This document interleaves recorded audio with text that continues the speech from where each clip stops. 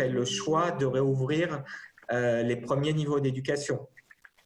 Crèche, école maternelle, école primaire, enfin CP, CM2, et après de faire le collège et peut-être après le lycée.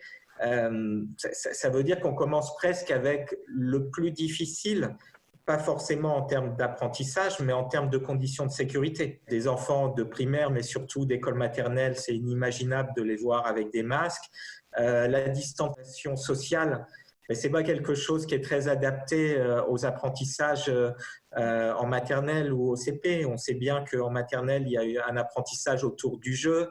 Les enseignants doivent être présents aussi pour parfois tenir le stylo des élèves et leur apprendre, pour les aider à apprendre à écrire. Il y a tout un ensemble de difficultés qui se posent aujourd'hui.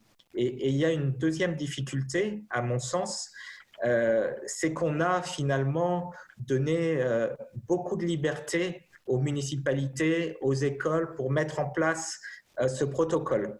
Et on sait bien que la France reste un pays très centralisé et finalement c'est quelque chose de très nouveau qui ait autant de responsabilités à la fois sur les enseignants, sur les directeurs d'école.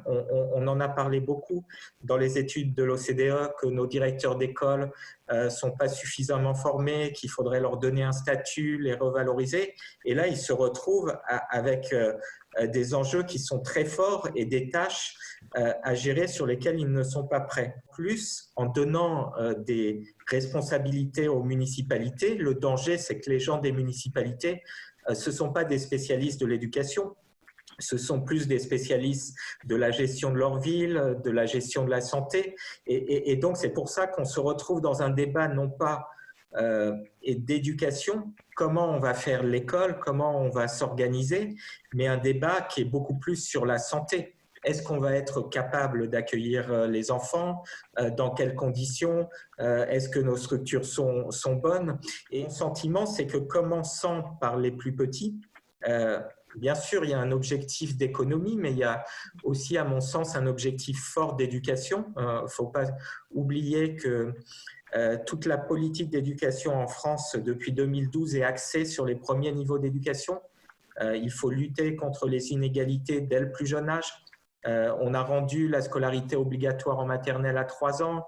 On a dédoublé les classes dans les CP-CE1. Donc, il y a aussi dans cette volonté de réouvrir en priorité les écoles pour les plus petits, il n'y a pas que des objectifs d'économie, il y a des véritables objectifs pédagogiques, mais aujourd'hui qui se heurtent à la difficulté sanitaire et de sécurité des enfants.